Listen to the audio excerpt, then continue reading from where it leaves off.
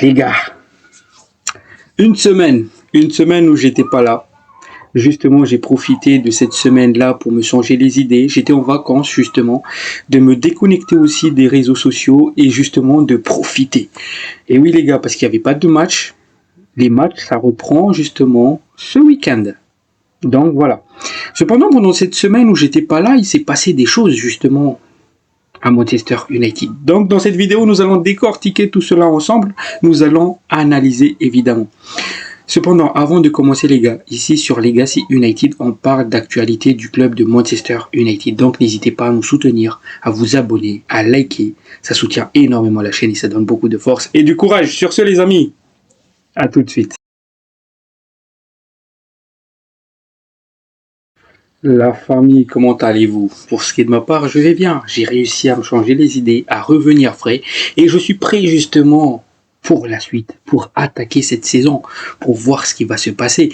Hey, il y a quand même un gros calendrier qui nous attend, hein. City, Chelsea. Donc il faut être bon. J'espère aussi que Manchester United, Ruben Amorim va réussir à corriger ces problèmes de finition parce qu'on a vu qu'on se créait pas mal d'occasions, mais le manque de finition qu'on avait déjà l'année dernière est toujours présent. Ok, dans le jeu, les gars, c'est fluide. Hein. Offensivement, je veux dire.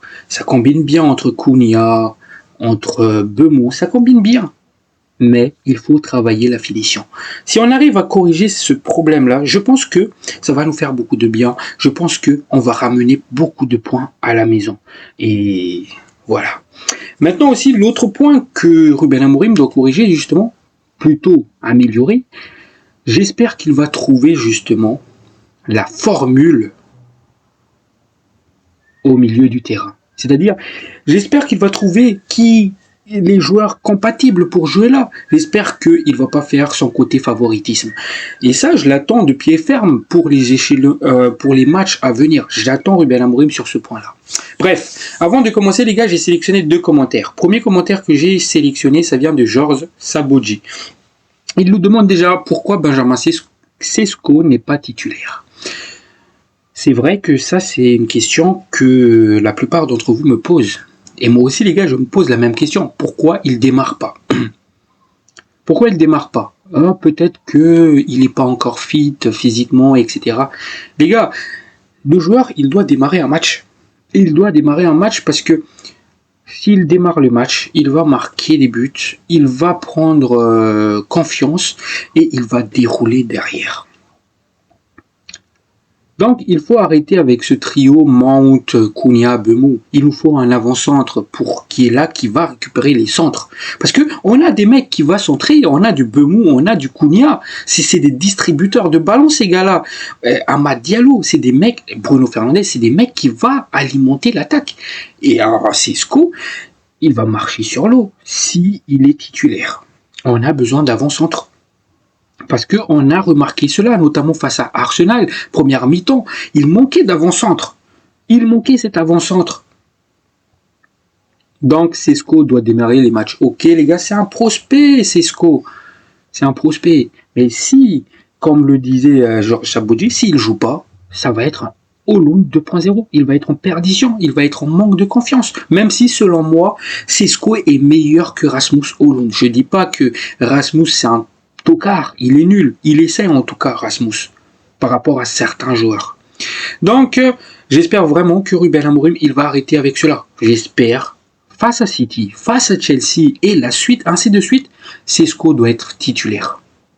On l'a acheté pourquoi les gars? Pas pour être sur le banc. On l'a acheté, on a posé 80 millions pour voir un Sesko titulaire. Comme du Bemou, comme du Cunha. Et peut-être que c'est Sesko qui va corriger ce problème de finition. Peut-être que Sesko, ça sera lui l'attaquant qui va être chirurgical. Pour le moment, c'est Bemou qui est chirurgical parmi nos attaquants. Donc, j'espère que Sesko aussi va être lancé par Ruben Amorim. Donc, voilà. Maintenant, si on va passer justement, deuxième commentaire du jour, ça vient de Power Rangers Noir. Il nous fallait un milieu du terrain. Je suis tout à fait d'accord avec cela. Pour moi, le mercato en soi, il était pas mal. Ça ciblait des besoins. Mais pour moi, par exemple, me ramener à un numéro 9, par exemple, pour moi, ça, c'était pas une priorité. Peut-être que les 80 millions, on aurait dû poser sur justement un gros milieu de terrain si on n'avait pas l'argent. Mais ça, on l'a vu venir, les gars. On savait que si on regardait le mercato de l'année dernière, c'était la défense. Si on regardait, c'était plutôt l'attaque cette année. Donc, on le sait que le prochain chantier de Manchester United, ça sera le milieu du terrain. On le savait. Donc, attention, je dis pas que je suis pas content d'avoir Sisqo. Sisqo, je l'aime bien. Je l'aime beaucoup. Et je sais que je sais qu'il va réussir. Parce qu'il a ce petit truc. Il va au combat, il a cette détente physiquement, il est imposant, il est dur sur l'homme. Je sais qu'il va réussir. Mais par rapport aux besoins actuels, pour moi, c'était plutôt un gros milieu de terrain. Et je pense que on est tous d'accord avec cela. Mais voilà, Sisqo, il est là, on est tous contents, c'est un prospect encore une fois, donc très très heureux. Donc, pour Rangers Nord, justement, il me disait, Anthony il m'a demandé du coup pourquoi j'ai pas commenté, j'ai pas par réaction d'Anthony quand il est parti justement au Betis Séville. Ah, Anthony. J'ai regardé les gars. J'ai vu cela dans ma dernière vidéo. Déjà, j'ai déjà vu la réaction d'Anthony. Mais j'ai fait un choix de ne pas en parler. Parce qu'en fait, ça m'énerve ce cas-là. Le gars, transféré. C'est comme si les gars, il a vécu l'enfer à Manchester United. Les gens disent que Manchester United, c'est le prison, que Manchester United, c'est l'enfer, c'est le club qui détruit des carrières. Mais regardez le cas de Rashford, par exemple, les gars. Rashford. Le joueur, il est juste finito. Parce que même au FC Barcelone, qu'il voulait tant, il n'arrive pas à s'imposer. Manchester United n'est pas l'enfer. C'est juste que Manchester United a recruté des joueurs qui n'avaient pas la mentalité pour jouer chez nous. Ils n'avaient pas... Parce que quand tu joues à Manchester United, tu as la pression. Les fans, ils sont impatients. Les fans veulent voir des résultats. Et je peux les comprendre. On est un grand club avec beaucoup d'histoire. Je peux comprendre cela. Et même moi, je suis impatient. Donc, quand tu viens à Manchester United, il faut que tu te prépares psychologiquement. Est-ce que je suis capable de supporter la pression? Je suis désolé, Anthony, tu étais là, hein, tu étais mauvais, tu vas sur le banc. Évidemment, tu as subi des critiques. Mais les gars, moi, je vais te citer quelque chose. Harry Maguire, il a subi pire que cela. Est-ce que Harry Maguire, il est venu chialer? Non. Au contraire, il avait la mentalité. Il s'est dit, je vais travailler plus dur, je vais revenir. Et certes, il est revenu. On le critique moins. C'est ce genre de mentalité qu'on a besoin. Ok, Maguire, c'est pas ouf les gars, c'est pas ouf, il faut pas se le cacher. Maguire, c'est pas ouf, mais il a la mentalité. C'est ce genre de joueur qu'on a besoin, c'est pas des pleurnicheuses, c'est pas des princesses. On va chercher un mec, un ailier à l'Ajax Amsterdam. Et chez nous, il s'impose pas. Pourquoi? Parce que le profil d'Anthony ne correspondait pas au profil de jeu de Manchester United. Lui, ce gars-là, les gars, ok, il est bon en Espagne. Pourquoi? Parce qu'il est adapté dans ce style de jeu espagnol. Mais voilà. Après ça, c'est une grosse erreur de Eric Ten Hag. Les gars, j'ai halluciné quand j'ai vu quelque chose justement. Parce que Eric, il s'est fait virer au bout de 2 matchs à Leverkusen. Et Leverkusen qui déclare que c'est le pire entraîneur que le club a connu. Vous imaginez? Ils ont même ajouté, c'est quoi le fait... Pourquoi faire des pompes, ça va améliorer ton style de jeu sur le terrain? Parce que oui, Eric Ten Hag, lors des entraînements avec Leverkusen, il faisait faire des pompes à leurs joueurs. Au lieu de parler, je sais pas, de tactique, au lieu de les faire des exercices, par exemple des sprints, cardio, etc. Ils font des pompes, les mecs, à l'entraînement. Ils vont se muscler les bras. Ils veulent être des... Enfin, Eric voulait avoir des Adama Traoré bis. Ça sert à quoi? C'est juste pour vous dire que Eric Ten Hag, c'est ce genre de décision qu'il avait fait à Manchester United. Les Leverkusen, ils ajoutent, c'est que Eric, il a amené les joueurs de son agence à Leverkusen. C'est ce qu'il a fait à Manchester United. Anthony vient par ici, Licha vient par ici, même si Licha, pour le coup, pour moi, je suis plutôt content. Licha vient par ici, De Ligt vient par ici, De Jong, allô, viens. Eric a voulu amener tout l'effectif de l'Ajax à Manchester United. Mais est-ce que c'est une bonne idée? Est-ce que tous ces joueurs-là étaient adaptés pour la première ligue? Il y avait plein de questions à se poser. Et moi, je vous le dis, les gars, Eric Ten Hag, pour moi, c'était un assassin. Je suis désolé pour le terme. Parce que déjà, le club, il était dans le mal, mais les décisions de Eric, lors du mercato, 600 millions. Plus de 600 millions d'investis sous l'ère Eric Ten Hag. Il y avait zéro progrès. Au contraire, il a bousillé l'effectif. Donc là, ok, je m'éloigne un peu, les gars. Mais pour revenir au cas Anthony, il n'avait pas la mentalité, il n'avait pas le profil pour venir à Manchester United. Vous voyez ce que je veux dire? Moi, le transfert de Anthony de l'Ajax Amsterdam à Manchester, ça m'a pas hype du tout.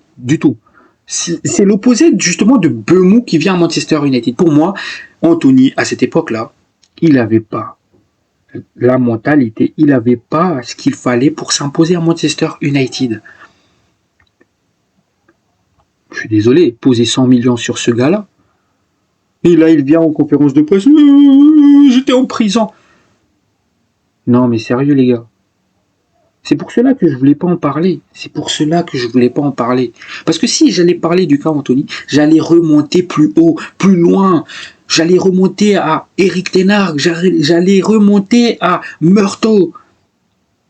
Vous voyez, ça, c'était des dirigeants. Leverkusen, ils voyaient quel chemin prenait Leverkusen. Ils voyaient quel chemin prenait Leverkusen sous Eric Ten Hag. Au bout de 2 matchs, ciao. Et nous, on a gardé Eric Ten Hag 2 saisons et demie. Parce qu'il nous a rapporté des trophées. Sauf que dans le jeu, il a tout bousillé. Dans le jeu, on n'avait plus de collectif. Il y avait des problèmes, beaucoup de problèmes. Et j'avais l'impression que Manchester United a régressé justement. Déjà, on était nuls à l'époque. Mais j'avais l'impression qu'on a régressé parce qu'on n'avait pas de style de jeu. C'était ça que je reprochais. Bravo aux dirigeants de Leverkusen. C'était ce genre de décision que je voulais à Manchester United, moi. C'était ce genre de décision que je voulais à l'époque. Encore une fois, merci à Murto, etc. Ou d'Edouard et tout. Merci. Bande de tocards. Donc, là maintenant, on va parler plutôt de la bonne nouvelle du jour. C'était sorti hier, les gars, mais je me suis dit, je vais attendre aujourd'hui pour faire la vidéo. Onana est parti. Where he go? Prêt, sans option d'achat, justement, à Trabzonspor. Bref, c'est un club turc, les gars. Donc, est-ce que c'est une surprise déjà? Est-ce que c'est une surprise? Non, parce que depuis le début, c'était clair. Ruben Amorim était clair. Je me rappelle toujours de ça. Je l'ai dit dans un de mes vidéos au début du mercato. Garnacho, Onana, faites vos bagages, trouvez un club. Fabrizio Romano qui nous a dit cela. Et bizarrement, pendant le mercato, il y avait le nom d'un seul joueur, d'un seul gardien de but qui circulait à Manchester United. Il n'y avait pas le nom de Bayendir, alors que c'était plutôt Bayendir qui était pressenti sur le départ au début du mercato. Mais il y avait zéro rumeur concernant Bayendir. C'était surtout toujours Onana au Monaco, Onana à l'Inter de Milan, Onana en Arabie Saoudite. Pour moi, c'est pas une surprise. C'est pas vraiment une surprise. Il y avait tous les indices qui a été donné depuis le début. Et quand on le voit, Onana qui n'a pas disputé de match de pré-saison, Onana qui débute pas la saison, et là il y a juste des rumeurs qui sortaient, oui le joueur il était blessé. Non, il n'était pas blessé les gars. C'était juste qu'il rentrait plus dans le plan de Ruben Amorim. Ruben Amorim n'en veut plus. Ruben Amorim en a marre, comme tous les fans. Les gars, Onana. Quand moi j'entends le nom Onana, je pense toujours à cette élimination de la Ligue des Champions, cette coup franc de Ziyech, même bis repetita encore une fois, et on se prend le même but, le même coup franc face à Lyon. Et d'ailleurs, après ce match-là face à Lyon, j'ai dit, les gars, je sors du bateau Onana. Parce que là, c'est pas possible. Il s'est pris exactement les mêmes buts face à Galatasaray en Ligue des Champions. Il s'est pris les mêmes buts. Recheckez les vidéos, les gars. Je l'ai dit dans mon débrief face à Lyon. Je l'ai dit. Je sortais du bateau Onana. Parce qu'il se prend exactement les mêmes buts. Il apprend jamais de ses erreurs. Comme je l'ai dit aussi, débrief après le match de Grimsby, Onana, il a commis, pour moi, les 2 buts qu'on a pris face à Grimsby, c'était tous la faute de Onana. Ok, certains vont me dire, oui, mais le premier but, c'était pas sa faute, c'est plutôt la deuxième. Les gars, la première, c'est aussi la faute à Onana. Parce que je sais, un Deria, un Neuer, ou un autre gardien de but, ils auraient juste mis la jambe. Parce que la balle, elle était à côté. T'as pas besoin de plonger pour aller le chercher. Surtout que t'es lent, t'es lourd. Pose juste ta jambe, tu dévies la balle, il n'y a pas but.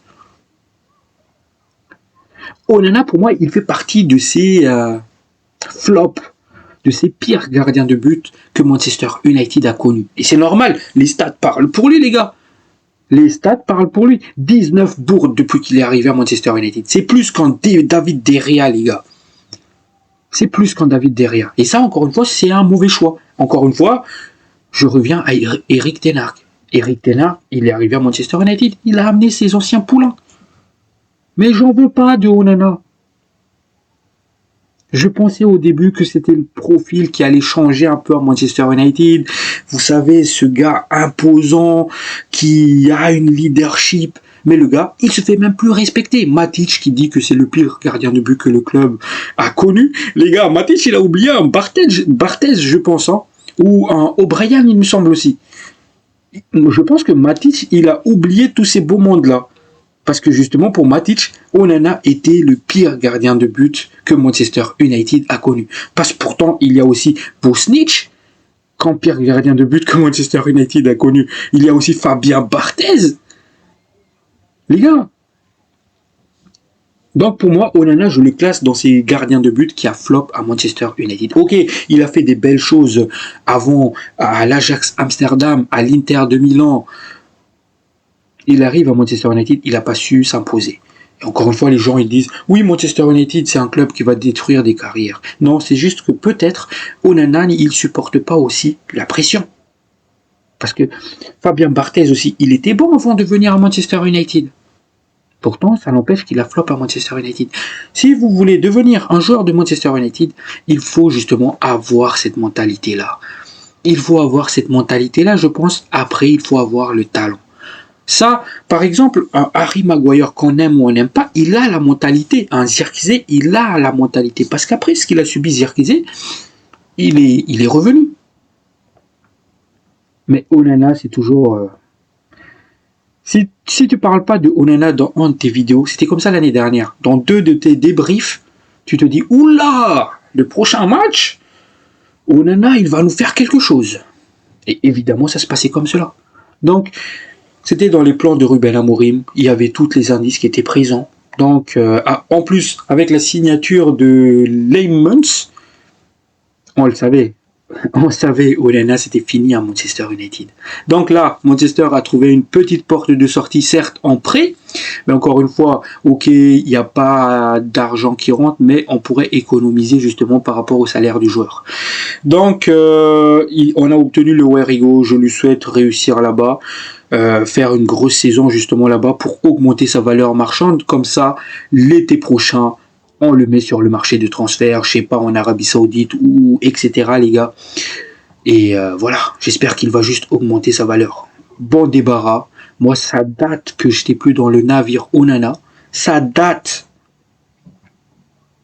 que j'étais plus là-dedans. Maintenant, Onana les gars, encore une fois, je suis pas un hater, les gars. C'est juste que Onana, j'en ai marre. Parce qu'en fait, qu'il te commette des bourdes, ok, mais il répète les mêmes erreurs. les mêmes erreurs de main. Il relâche la balle à chaque fois dans l'axe, ce qui crée des cafouillages. Il relance la balle sur un adversaire, ce qui fait qu'il prend des buts. Donc, pour moi, en fait, face à Lyon, là, c'était l'erreur de trop. Parce que j'ai l'impression de voir ce qui s'est passé face à Galatasaray en Ligue des Champions l'année précédente. Du coup, je me suis dit, les gars, c'est bon, je sors du navire. Je veux plus de Onana. Voilà. Maintenant, on va faire la saison avec Bayandir. C'est ce que je disais, les gars. Donc, voilà. Les Muns, c'est à toi de jouer. J'espère que toi, par contre, tu vas nous montrer quelque chose. J'espère que toi, tu seras bon. J'espère que, en fait, ce poste de gardien de but ne va pas devenir une sorte de malédiction. J'espère que tu es l'homme de la situation, tu vas un peu corriger tout cela, tu vas solidifier cette défense. Parce que pour moi, encore une fois, justement, le gardien de but, c'est le dernier rempart. Donc, voilà. J'espère que tu vas avoir une grosse carrière à Manchester United.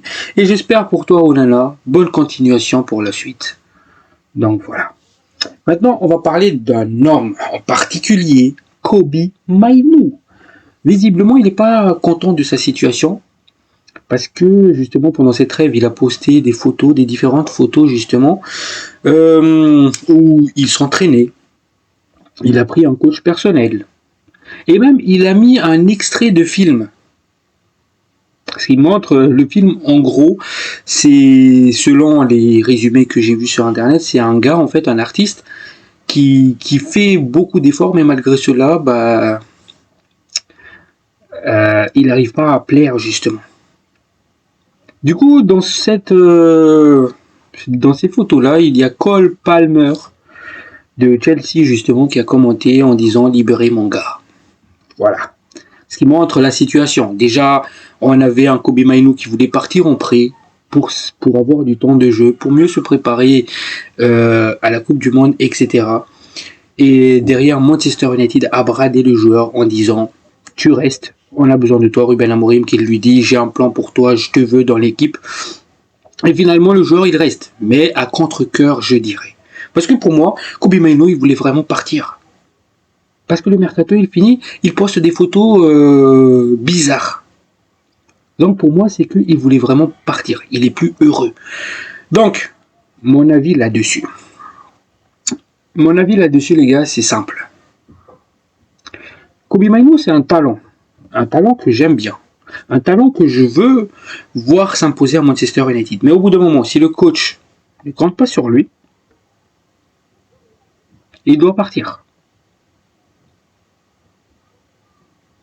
Évidemment, certaines personnes vont me dire oui, mais la faute c'est à Ruben Amorim, etc. Les gars, du moment qu'un joueur il veut partir, il est libre de partir. Moi, ça va pas me faire mal au cœur en fait. Ok, je serais dégoûté, mais moi les gars, après avoir connu cela, les gars, après avoir connu ça, vous pensez vraiment que je vais chialer pour un Kobe Mainoo? Même si je l'aime bien, j'ai connu ça. Cette saison-là, je l'ai connu, je l'ai vu. Je l'ai vu. Notre meilleur joueur, Cristiano Ronaldo Prime, 2009, qui vient de remporter le Ballon d'Or, Ligue des Champions, Première Ligue, etc., décide de quitter Manchester United. J'ai vécu cela. Et là, je parle là d'un mec Ballon d'Or, s'il vous plaît, jeune. Vous pensez vraiment que je vais pleurer pour un Kobe Mainoo? Je serais dégoûté. Mais je vais me dire, ok, il rentrait pas dans le plan. Il rentrait pas dans le plan de Ruben Amorim. Peut-être que je vais regretter plus tard. Mais si le joueur, il veut partir, je le retiendrai pas. Parce que j'ai pas envie qu'il va polluer le vestiaire. J'ai pas envie qu'il va polluer le vestiaire. Et je pense que Kobe Mainoo, c'est ce qu'il est en train de faire. C'est polluer le vestiaire. On a réussi à dégager ces mauvaises herbes qui polluaient notre vestiaire. Et maintenant, peut-être, un nouveau gars va repolluer le vestiaire. Est-ce que c'est une bonne décision? Non. Du moment qu'il voulait partir, pars mon gars. Sékou Koné, viens par ici. C'est ce qu'il fallait faire. Tout simplement. Mais maintenant, vu qu'il reste là, évidemment, j'espère qu'il va avoir du temps de jeu. Parce que le talent, il l'a, les gars. Le talent, il l'a. Mais j'espère qu'il va se remotiver. J'espère qu'il va pas avoir en tête, justement, ouais, je suis triste parce que malgré tous mes efforts, etc. Non. Enlève tous ces idées-là de ta tête. Concentre-toi, tu vas avoir ton temps. Surtout quand j'entends Ruben Amorim dire oui, je compte sur lui, j'ai un plan pour lui, tu vas avoir du temps de jeu. Je pense en tout cas. Donc enlève toutes ces mauvaises choses-là de ton esprit. Moi, encore une fois, je l'ai dit à plusieurs reprises, pour moi, un Kobbie Mainoo, je pense que Ruben Amorim, le plan de base de Ruben Amorim, c'était vraiment de donner quelques temps de jeu cette saison à Kobbie Mainoo, mais surtout l'année prochaine, c'est le mec qui va remplacer Bruno Fernandes. Tout simplement. Et ça sera lui le titulaire dans le milieu de terrain avec peut-être un Baleba à ses côtés, un Wharton ou j'en sais rien les gars. Mais pour moi, c'était ça le plan de Ruben Amorim, c'est le remplaçant idéal à Bruno Fernandes. Donc, je me dis que quelque part, il voulait le garder justement pour le développer. Comme ça, il sera prêt à la fin de la saison pour être titulaire. Mais maintenant, si le joueur il est impatient, s'il voulait partir, je pense que le board ne devait pas le tenir, ne devait pas le garder dans l'effectif. C'est ça mon avis les gars. Moi j'ai connu ça, comme je l'ai dit, Cristiano Ronaldo. Là je parle là du meilleur joueur de l'effectif quand il est parti. Il est parti en tant que champion les gars. On était tous tristes. Nous les Red Devils, on était tous tristes. Mais on a réussi à survivre après cela. On est toujours là. Donc c'est pas un Kobbie Mainoo qui va nous empêcher de nous relever. Donc il faut un peu canaliser tout cela. Donc oui, Kobbie Mainoo c'est un talent. Oui, Kobbie Mainoo, je veux le voir titulaire. Mais au bout d'un moment, s'il a une envie de départ,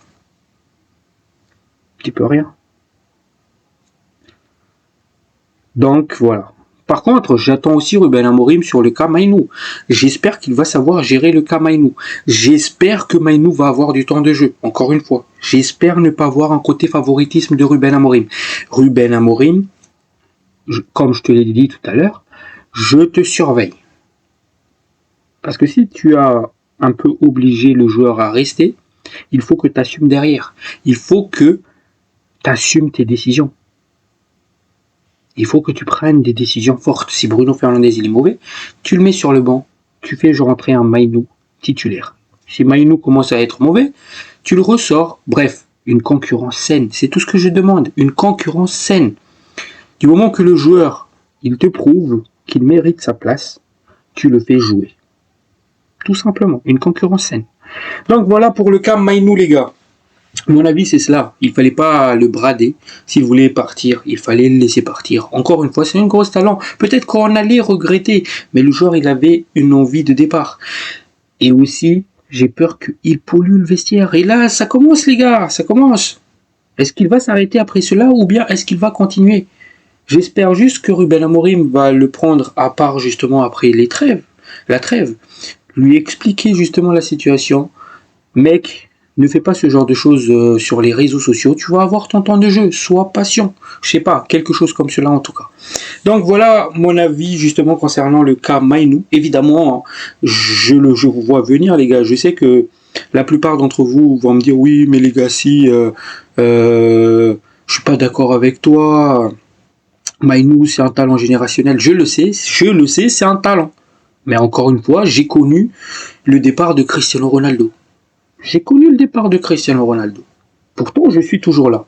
Vous avez connu le départ de Cristiano Ronaldo. Vous êtes toujours là. Donc, c'est pas le départ de Mainoo qui va nous empêcher justement d'avancer, les gars. Tout simplement. C'est comme ça que je réfléchis, donc voilà. Maintenant, les gars, dernière rumeur justement qu'on va parler. Apparemment, on est en train de se tourner vers le ridicule. Moi, je vous le dis, les gars. C'est comme si on n'avait pas assez honte.